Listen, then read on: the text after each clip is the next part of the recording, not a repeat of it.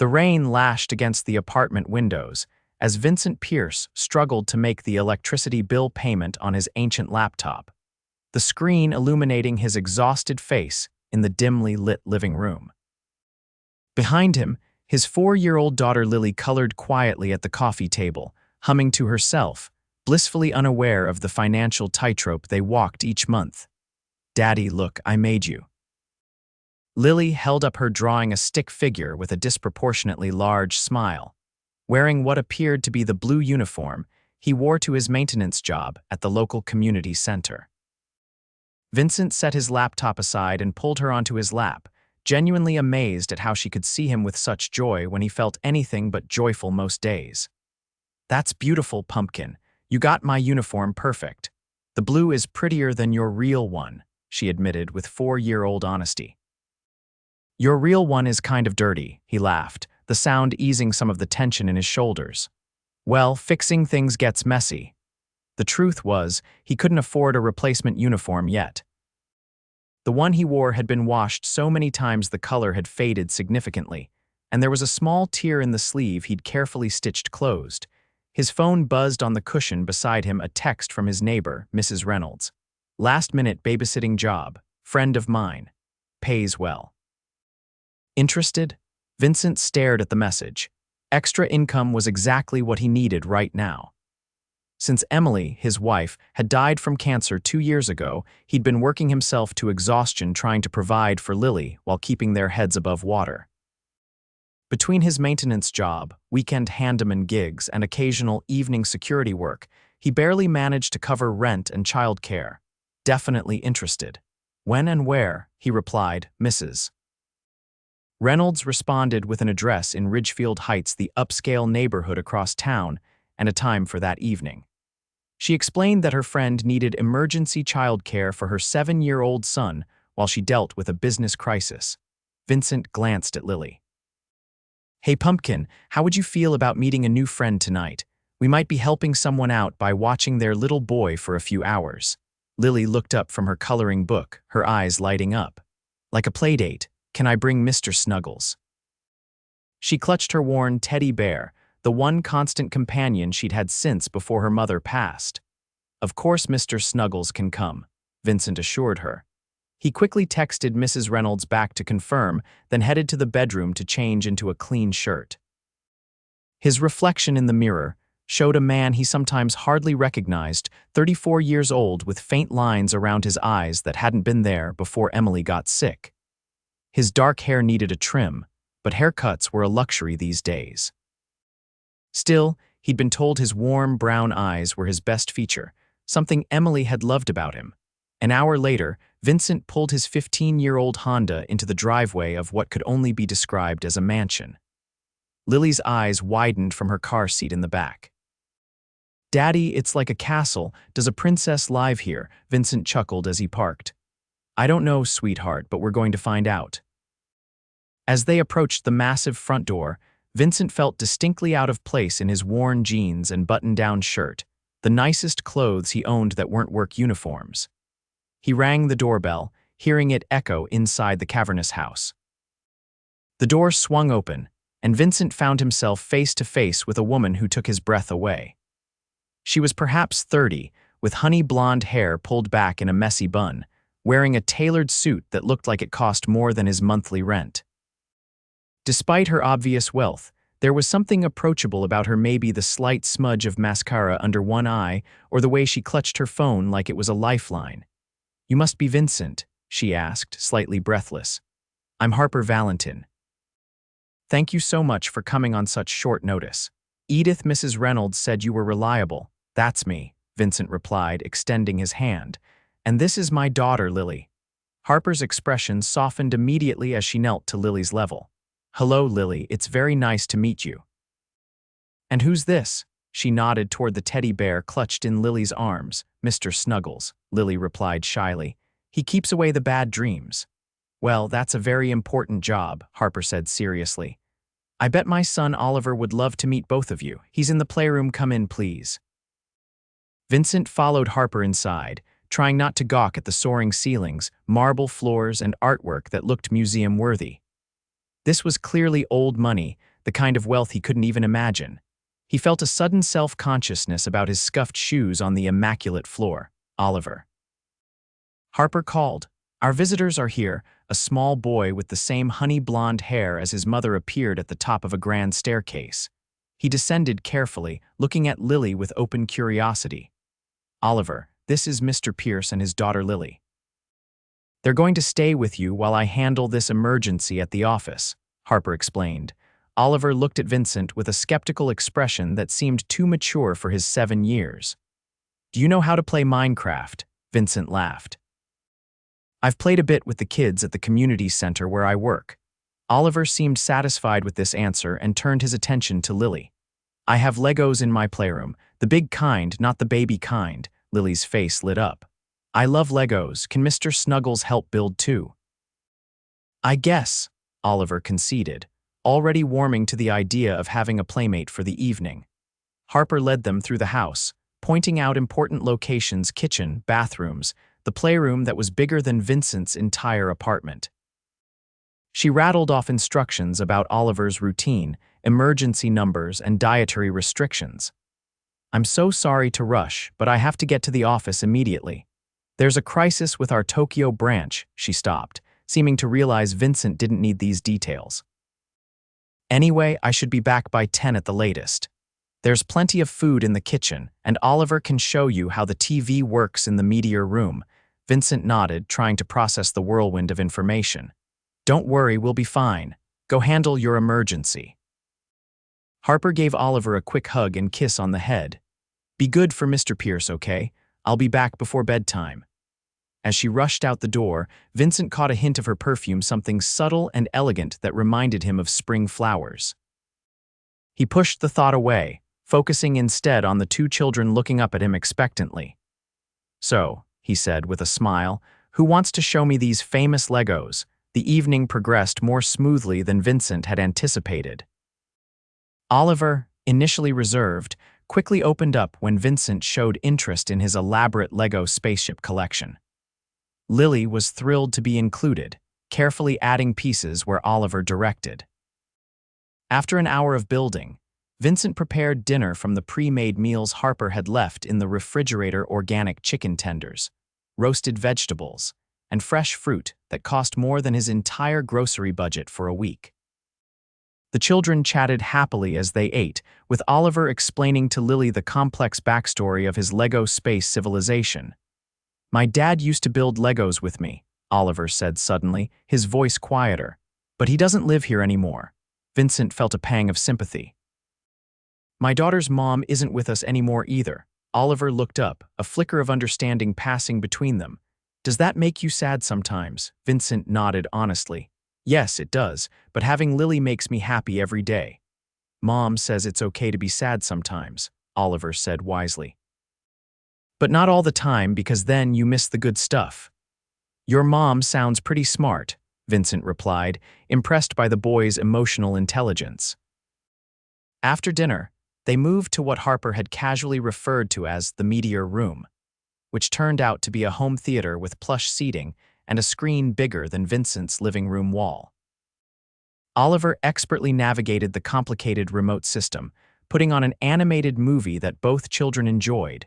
Vincent found himself relaxing into the luxurious chair. Lily curled up against his side with Mr. Snuggles, while Oliver explained the movie's finer points.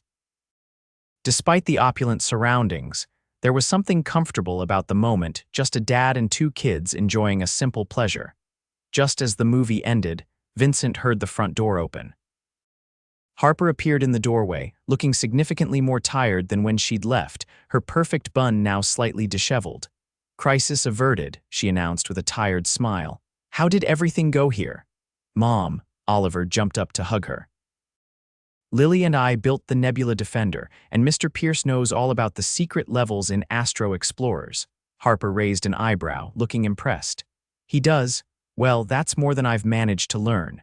Vincent shrugged modestly. "Working at a community center means I need to stay current on kid culture." Harper laughed, a genuine, warm sound that made the exhaustion on her face momentarily disappear. "Well, I'm grateful. Oliver, it's time for your bath and bed." Can you show Lily where the guest bathroom is so she can wash her hands before they leave? The children scampered off together, leaving Vincent alone with Harper for the first time.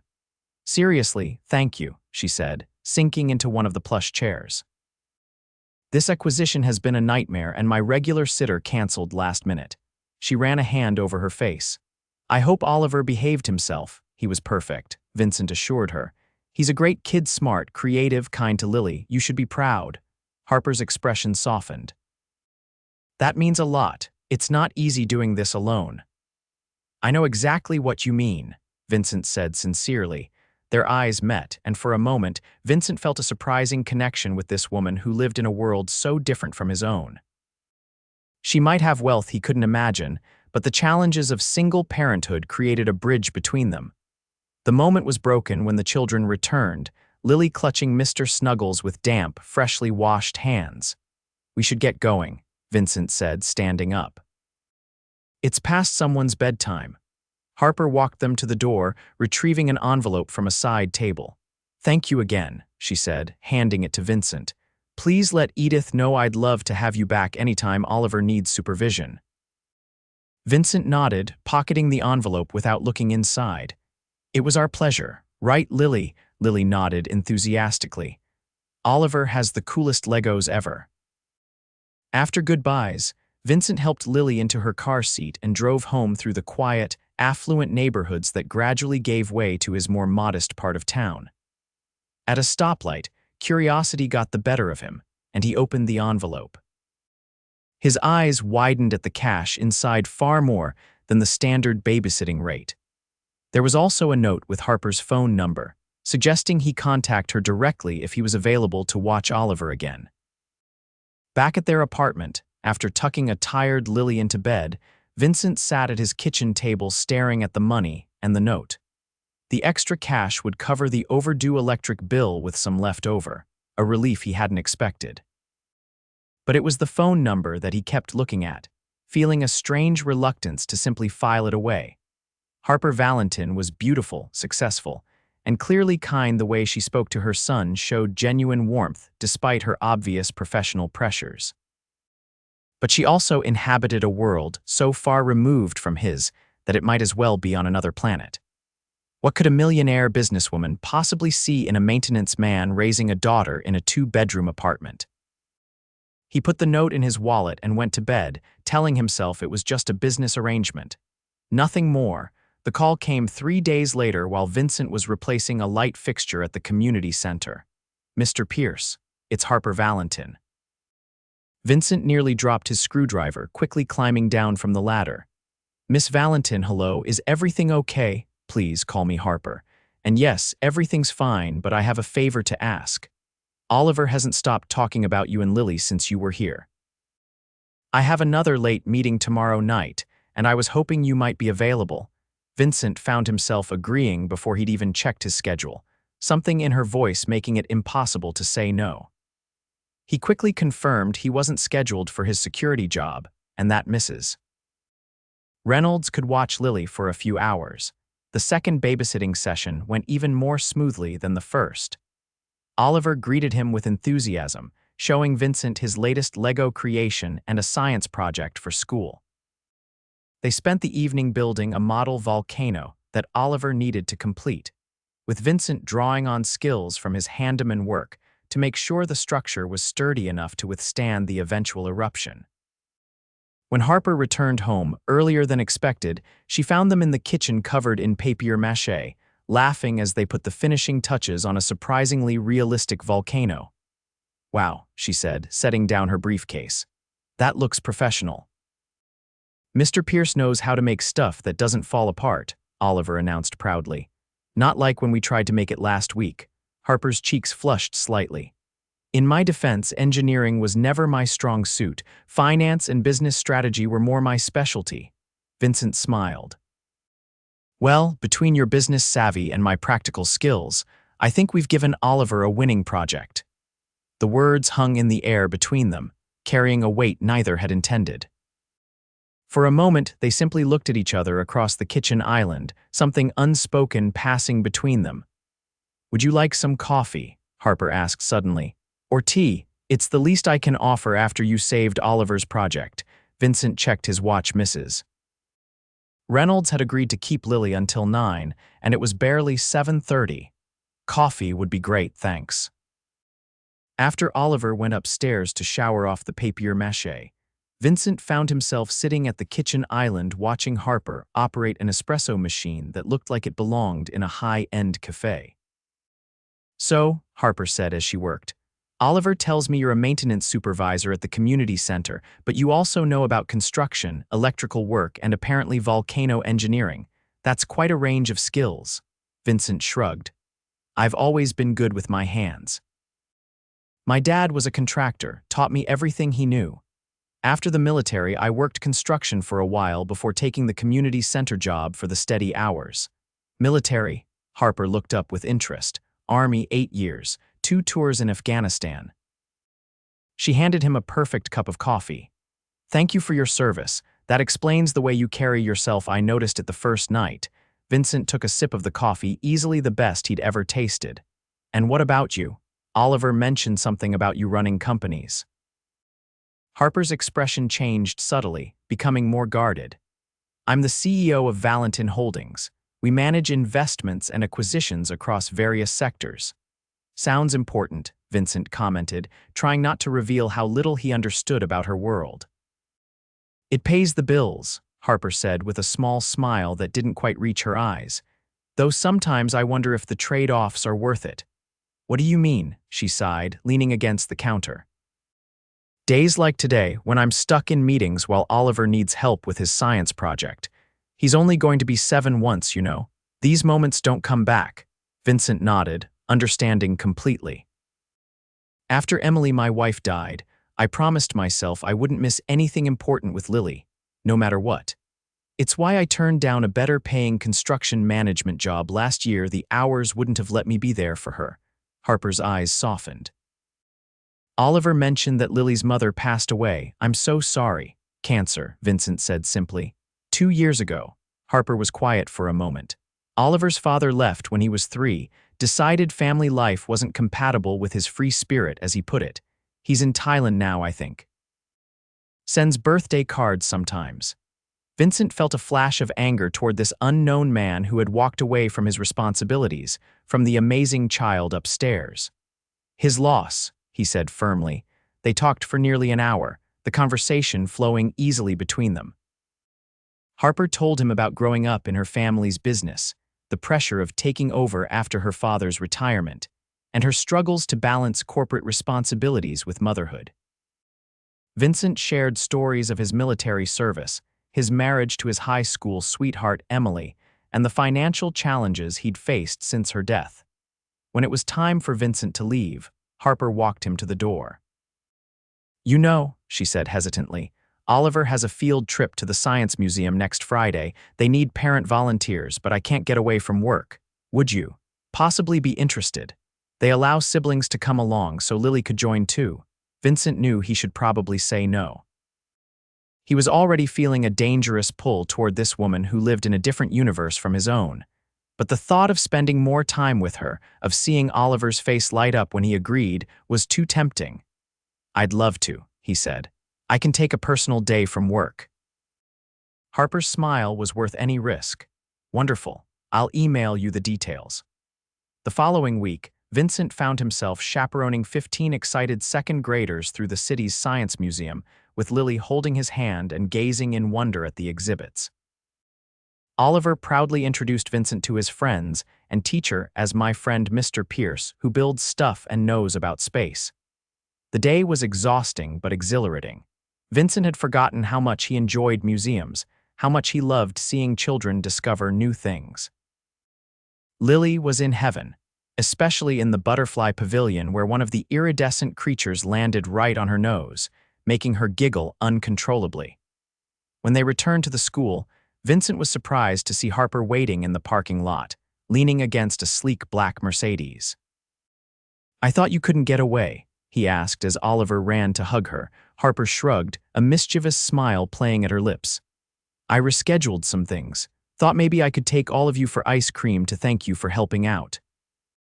Oliver and Lily immediately voiced their enthusiastic approval of this plan, and Vincent found himself following Harper's car to an ice cream parlor in his old Honda, wondering how he'd gotten to this point.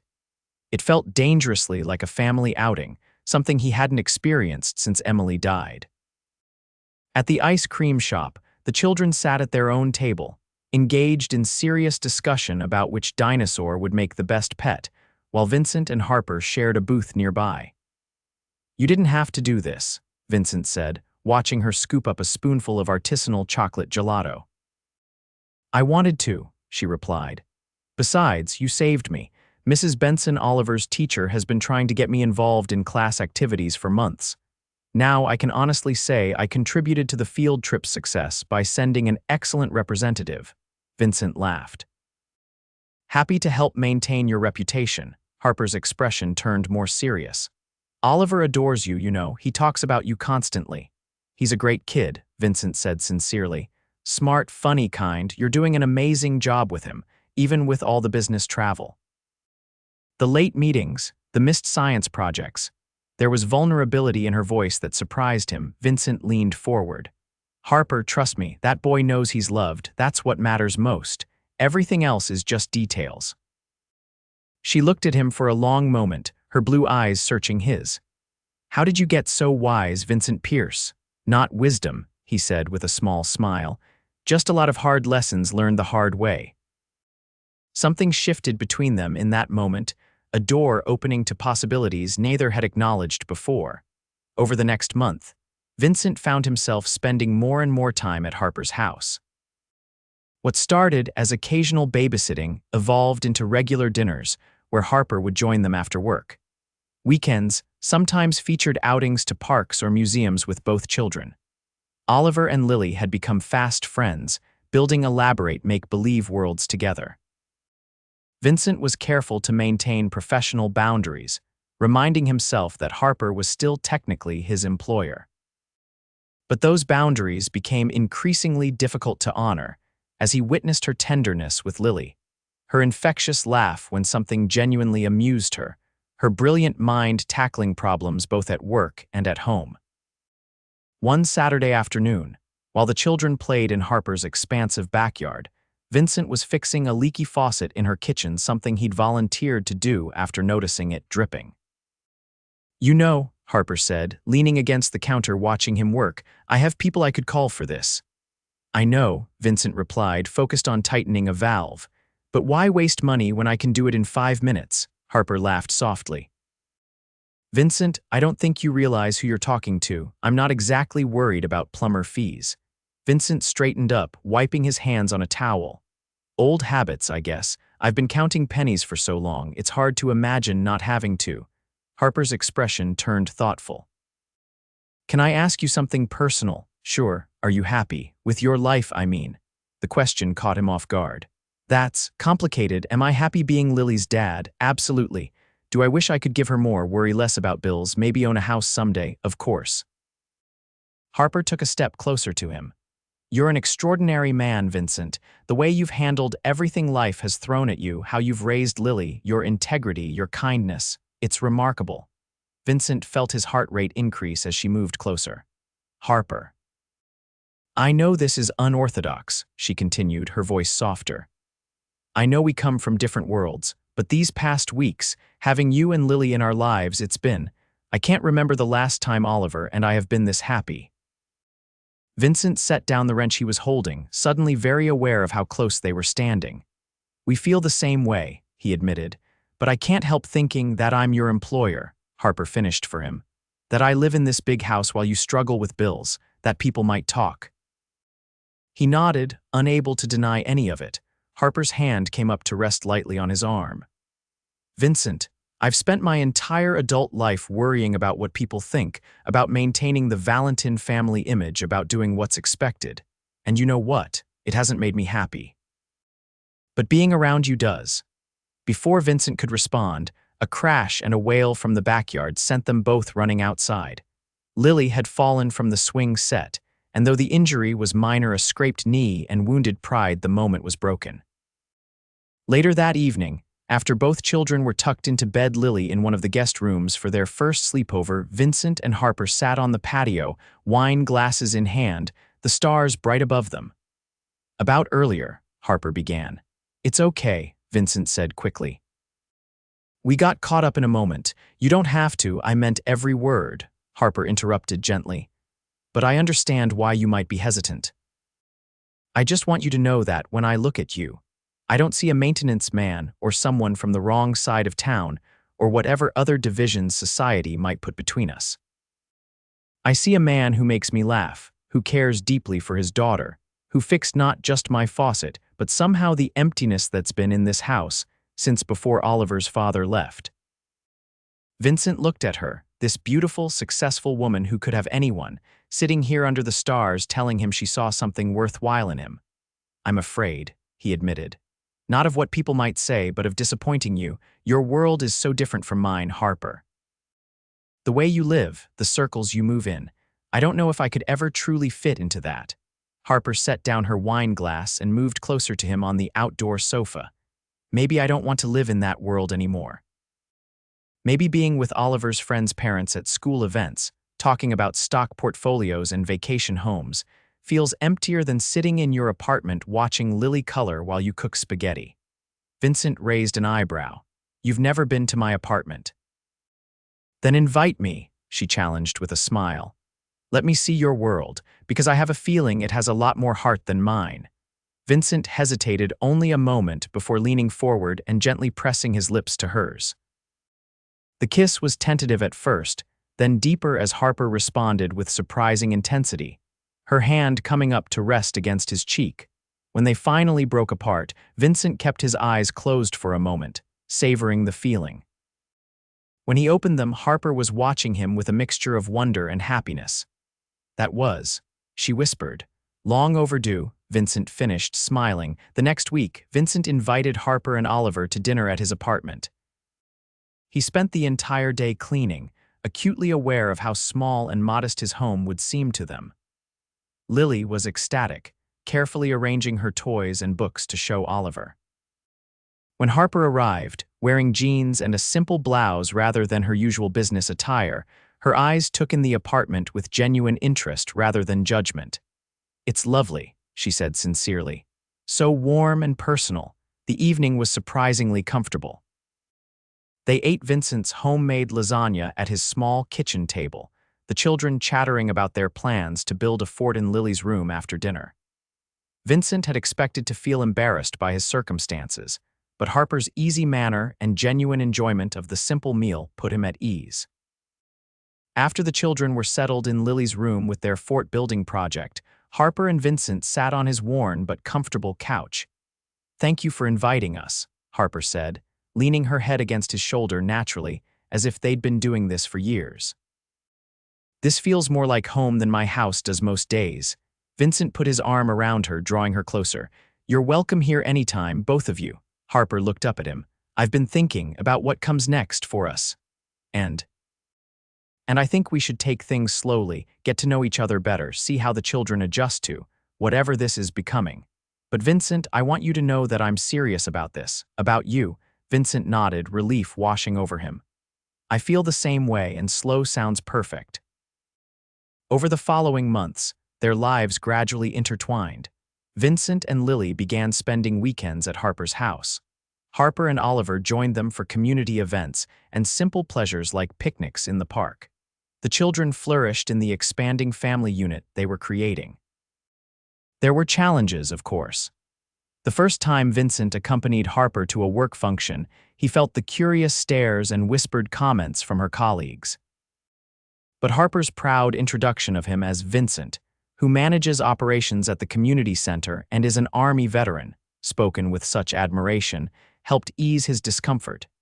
Vincent's friends and coworkers were equally surprised by the relationship, though Mrs.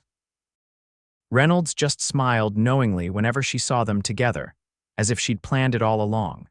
6 months after their first kiss, Vincent took Harper to the small lake where he and Emily used to take Lily when she was a baby. It was a special place, peaceful and beautiful, and bringing Harper there felt right a way of honoring his past while embracing his future. As they sat on a blanket watching the children skip stones across the water, Vincent took Harper's hand. "I've been thinking a lot about what you said that night at your house about being happy," he said. "For so long after Emily died, I didn't think happiness was possible again. I was just surviving, doing what needed to be done for Lily." Harper squeezed his hand encouragingly. "But these past months with you and Oliver," Vincent continued, "I've found myself happy again. Really happy. And it has nothing to do with your house or your money or any of the things I thought might come between us. It's just your kindness, your strength, the way you love Oliver, the way you've opened your heart to Lily." He reached into his pocket and pulled out a small, simple ring not extravagant by Harper's usual standards, but beautiful in its understated elegance. "I don't want to take things slowly anymore," he said quietly. "Life is too short, and I know what I want. I want to build a life with you, Harper. I want to blend our families to create something new together." He held out the ring. "Will you marry me?" Tears filled Harper's eyes as she nodded. "Yes," she whispered. "Yes, Vincent." As he slipped the ring onto her finger, their attention was drawn by excited squeals from the lakeshore. Oliver and Lily had spotted them and were running toward them, faces alight with curiosity. "What's happening?" Oliver demanded, his sharp eyes immediately spotting the ring on his mother's finger. Harper looked at Vincent, who nodded encouragingly. "Vincent has asked me to marry him," she explained gently, "and I've said yes. But this is something that affects all of us, so we wanted to talk to you both about it." "Does that mean we'll all live together?" Lily asked, her eyes wide. "Like a real family." "That's exactly what it means," Vincent said, pulling his daughter into a hug. "If that's okay with you too." Oliver looked thoughtful. "Will you be like my dad then?" he asked Vincent directly. Vincent met the boy's gaze seriously. "I would be honored to be a father to you, Oliver, if you'll have me. I won't ever try to replace your real dad, but I promise to love you, take care of you, and always be there when you need me." Oliver nodded solemnly, then broke into a wide grin. "Cool. Can we get a dog now? Mom always said we couldn't get one because she's too busy, but if you'll be there too." Harper laughed, wiping away tears. "We can discuss the dog situation later. Right now, I think this calls for ice cream."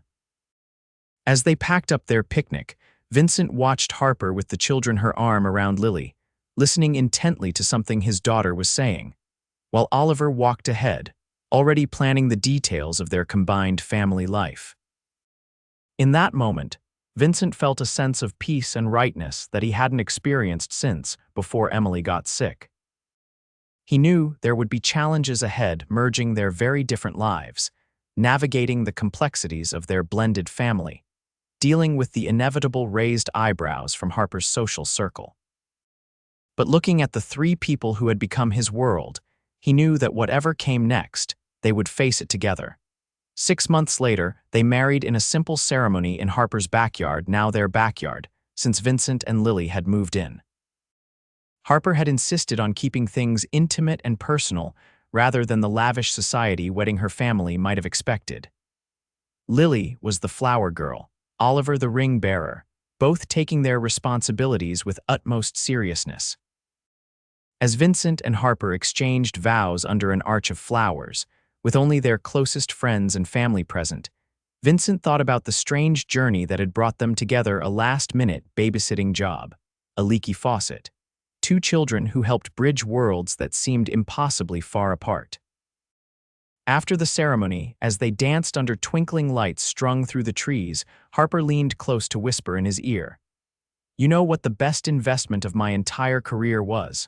"What's that?" Vincent asked, holding her close. "The money I paid Mrs. Reynolds to find me an emergency babysitter that night," she confessed with a mischievous smile. "She told me about this wonderful, handsome, single dad who could use some extra income. Said we might have a lot in common." Vincent laughed, spinning Harper gently under the stars. "Remind me to thank her properly." "Already done," Harper assured him. "Wedding present is a month-long cruise. She leaves next week." As the evening wound down, Vincent found himself on the patio steps, watching as their guests departed. Oliver and Lily had fallen asleep on a bench, leaning against each other, exhausted from the day's excitement. Harper sat beside him, resting her head on his shoulder. "Happy." Vincent put his arm around his new wife, looking at their sleeping children, at the home they now shared, at the life they were building. Completely, he said, meaning it with every fiber of his being. Who would have thought a struggling maintenance man and a millionaire CEO would end up here? Harper smiled up at him. I think we were both struggling in our own ways. You with finances, me with an empty house and a life that looked perfect on paper but felt hollow inside. And now we have everything that actually matters, Harper said softly. Love, family. A home that feels like a home. As the stars shone above them and their children slept peacefully nearby, Vincent knew she was right. They had found in each other not just love, but completion, two halves of a whole that neither had realized was missing until that rainy night when a struggling dad had unexpectedly babysat for a millionaire who would become his wife.